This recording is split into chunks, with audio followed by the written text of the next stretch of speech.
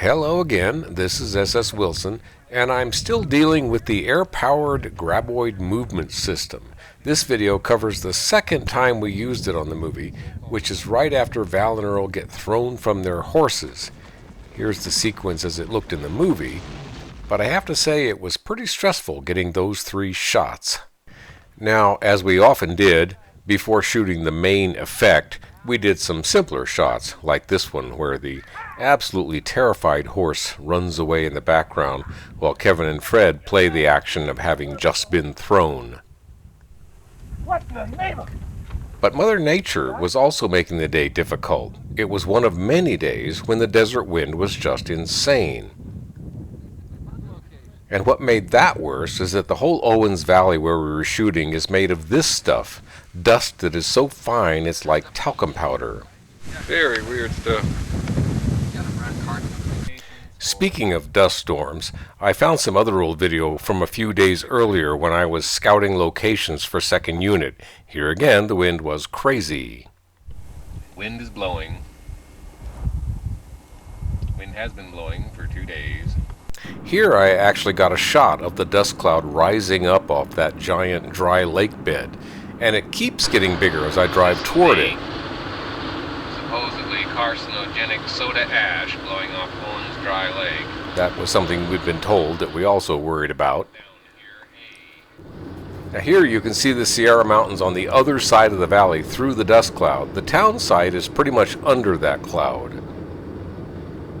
So back on this day, we're basically in the same area, and the dust is so bad it's getting into Dad's camera and damaging the videotape, which is why the image keeps getting worse and worse in this episode.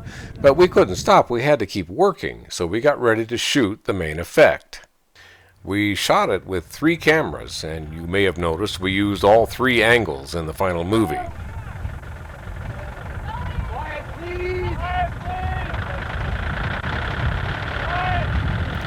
Now, that engine you hear is coming from this tractor. Its motor is what's powering the Graboid hump.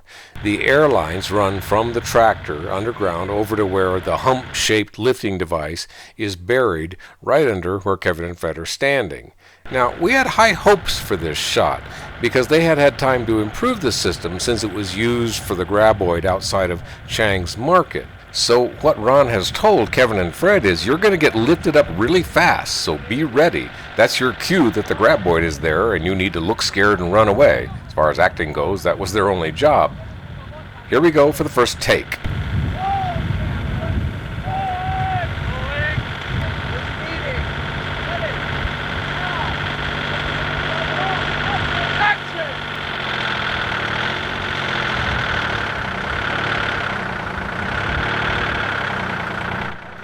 If right about now you're asking, is the hump moving? No, it isn't. Which is why right here you see Kevin declare victory over the hump. So everyone had a good laugh over the hump that wasn't, and we got ready for the next take. Now on this one you can hear that engine really revving up because they want to be sure that hump works great this time.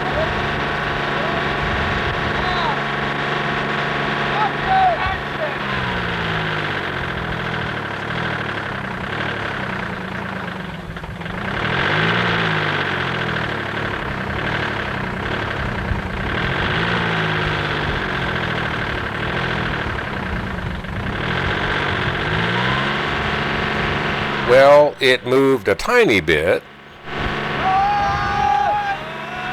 and it's kind of interesting to see all that air get pushed out as it sinks back down, but it wasn't as funny this time. The clock is ticking, and we don't have a take we can use, and we're starting to worry that the hump doesn't work.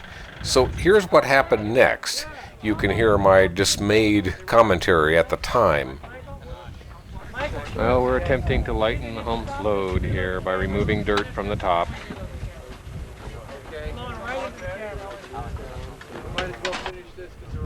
Here you can see my partner Brent Maddock confabbing with director Ron, probably discussing what are we going to do if this doesn't work. But we got ready for take 3. Trying again some minutes later.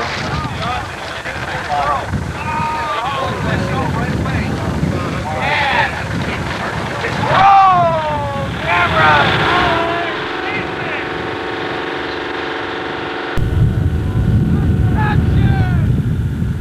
At least this time, the hump moved enough that Kevin and Fred felt they had something to react to. But you could still see barely any movement on camera, and Kevin still felt he came out the winner. Now, there isn't any video of what happened next, but you can hear more dismayed commentary from me. Trying again. Shoveled most of the dirt off of it now.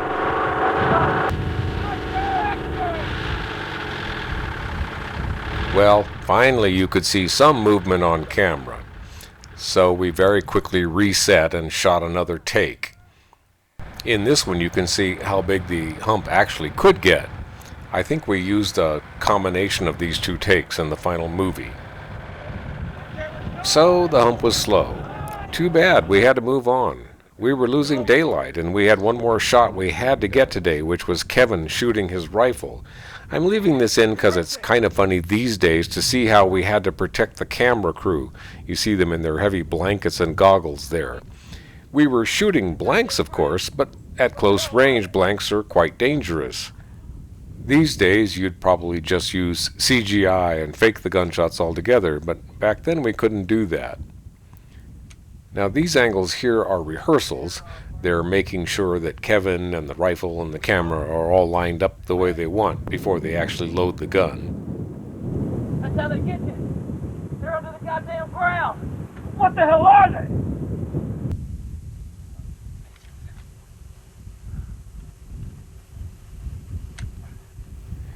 By the time they got ready to fire a live round, the sun was actually going down behind the Sierra Mountains, and we were augmenting with fake daylight. You hear him yell, "Fire in the hole." That means there's going to be a gunshot. But at this point, one more thing went wrong today. Dad's video camera was so full of dust, it quit altogether. Now, I want to make a point here. My last two videos have focused on a couple of disappointing days we had in production, and it is true that the head of mechanical effects probably made a bad decision to use air power to move the Graboid. But the team of people he assembled was fantastic. They got that system to work as well as it could, and most of our other mechanical effects worked beautifully, both on main unit and on second unit. And Dad got an amazing amount of it on video.